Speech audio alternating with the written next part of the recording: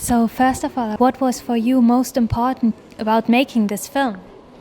Um, I felt I had the privilege to interview Noam Chomsky, and that in the future he would be remembered as one of the scientists who brought a sort of a stone or a branch into the big tree of knowledge, and be part of a little bit of that in a way that I illustrate his theories with my own, in my own way. So that was my main motivation in the beginning.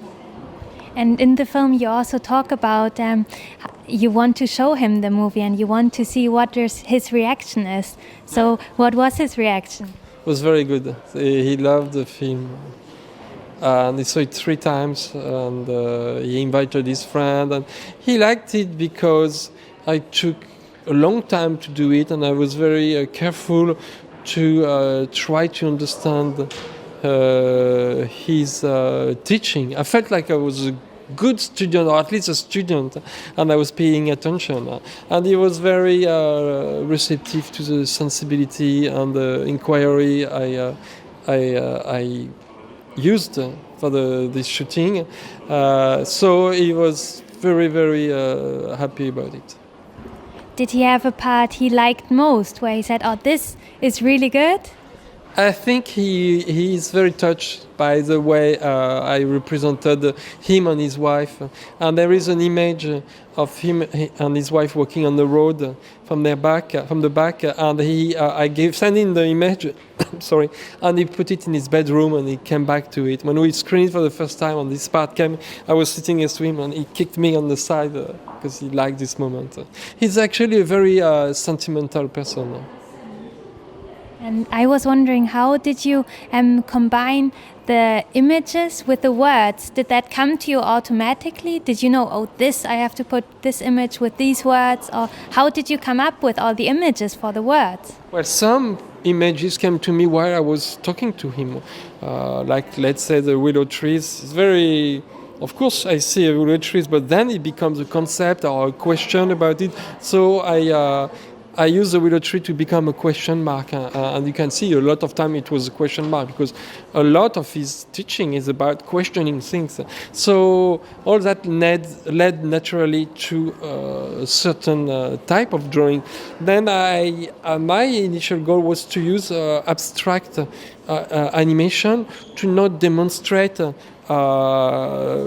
what his theory and by fear to be inaccurate and limit people's interpretation. But then there were other parts where I was more narrative, because I felt if it was abstract from the beginning to the end, you would feel a little disconnected.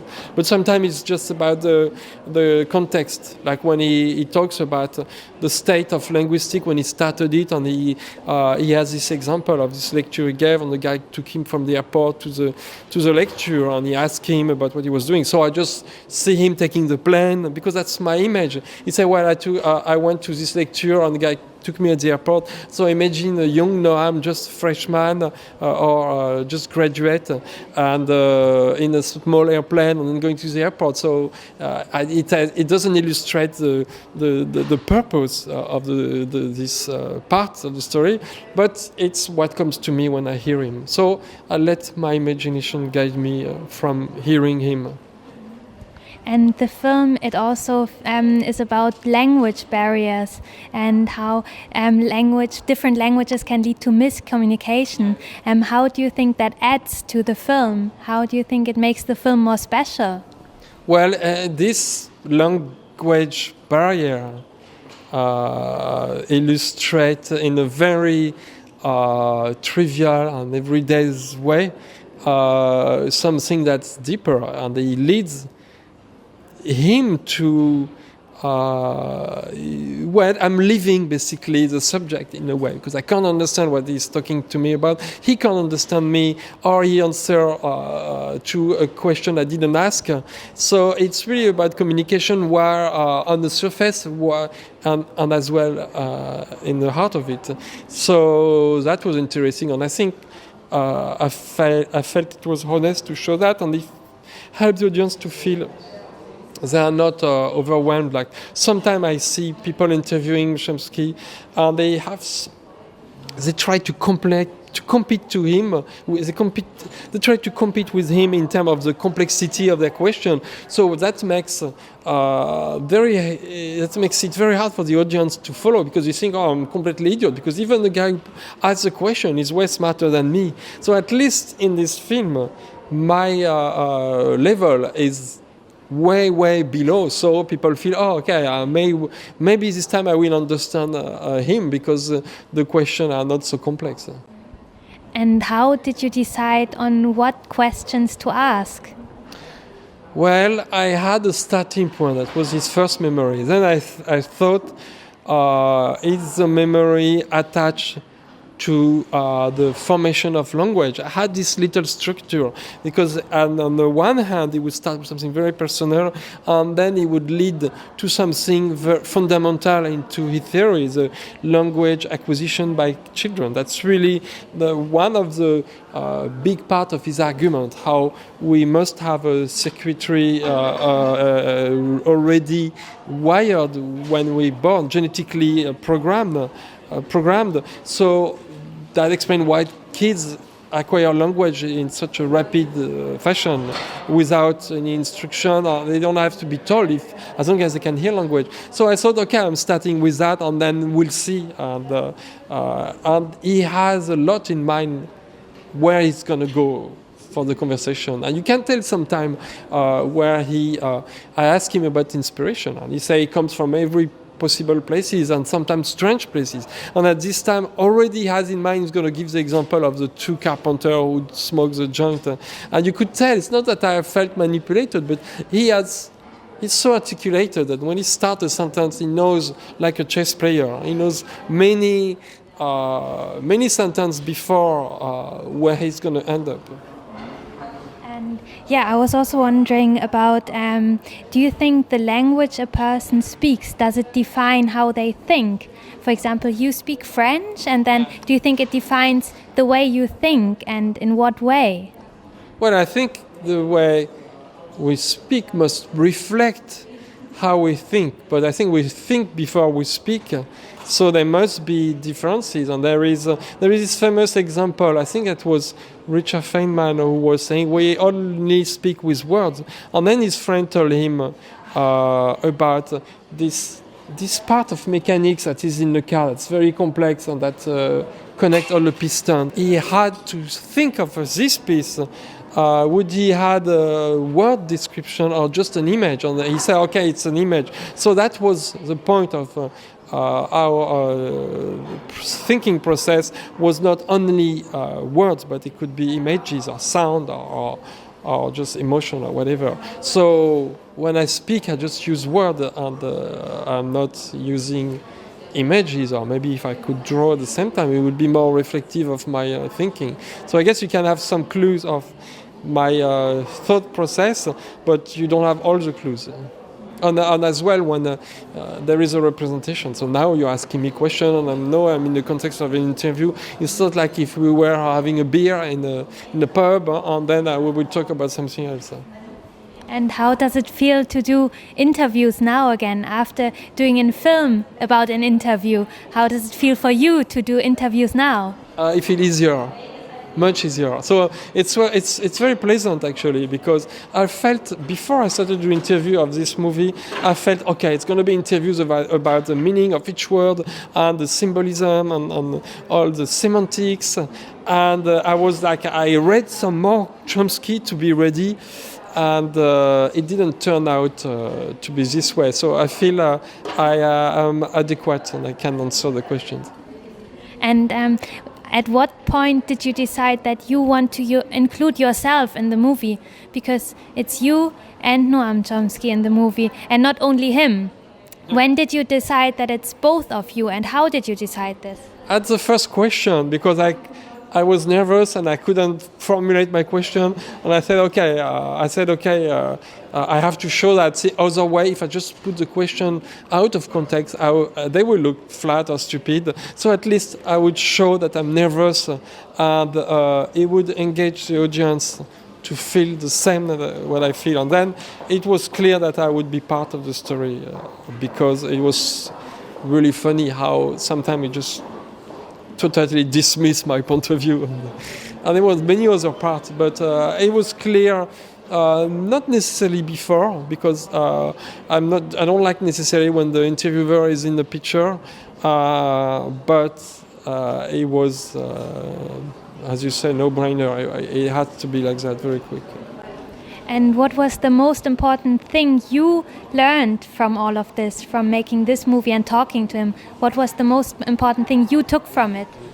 Well, there is two things. There is what I learned from his theories, and I think the key part and the thing that I really understood and spoke to me is this idea of a single mutation who led to language, to one individual, to a small group, and then it spread around. And as well, the way that he explained that it could have happened many times in the 100 or 200,000 years before, but he has this sentence where it's not so trivial for